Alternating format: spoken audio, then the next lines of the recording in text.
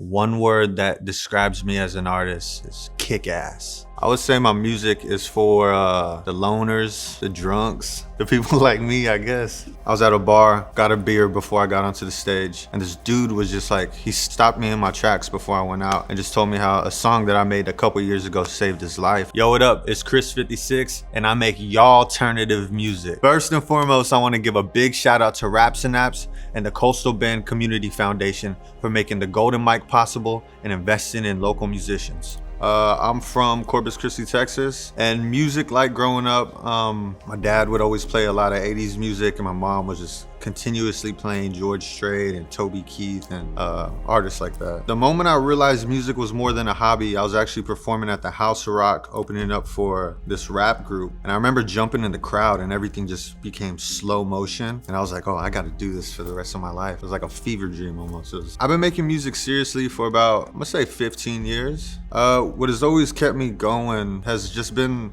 the response I'd get, the positive messages that I get from people that listen to my music. Oh, if someone 5 years ago met me today, I would say I'm a much calmer person than I was. I used to be a very rowdy kid. And being a musician from the Coastal Bend means a lot. You know, we have a lot of talented artists that's come out of Corpus Christi, but there's a lot of shine that, you know, they could be on the world stage. So I just want to highlight that. The Corpus Christi music scene, there's a lot of really good bands coming out, a lot of really good local DJs.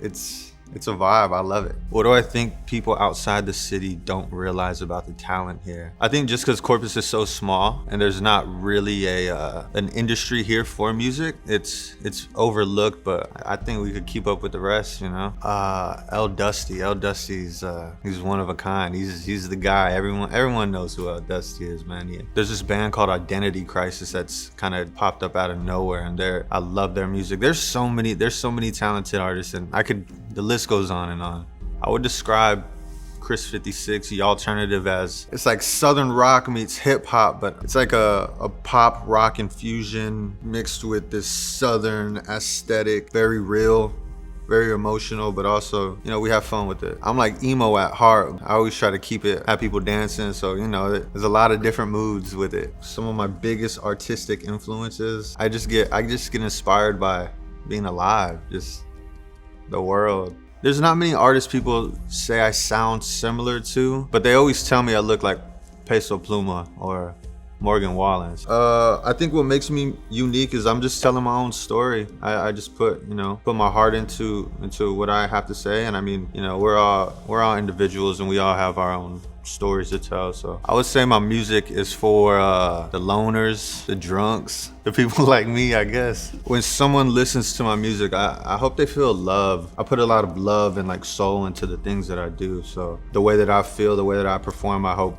the crowd can resonate with that and feel the same exact way. A lot of people that connect with Chris56 and our Yallternative movement, I always notice like they come to the shows alone. I don't know, I think there's something to that. Someone once told me how much my music impacted them. It was right before a show, and I was feeling very nervous about the show. Just moved back to Corpus, and I was feeling very iffy about this whole thing. Long story short, I was at a bar, got a beer before I got onto the stage, and this dude was just like, he stopped me in my tracks before I went out and just told me how a song that I made a couple years ago saved his life. And that right there, I didn't process it at the time, but it wasn't until after the show where I was like, yo, like that's kind of like why I do it, who I do it for. Being selected by the Golden Mic means a lot. Just being recognized in the city, having a platform that I could reach more people, and just to share my message, it means the world to me. I'm most excited about we're doing like a live set, right? We get to watch me perform live. Yeah, I'm pretty excited about that. I think opportunities like this just get to shine light on the undiscovered talent, because like myself, there's many artists out here that don't have a platform. They don't really have much, but they have all the talent in the world. But if there's not light shining on that talent, then you can only do so much and go so far. What do I gotta say to musicians watching this right now? Yo, just continue to do your thing.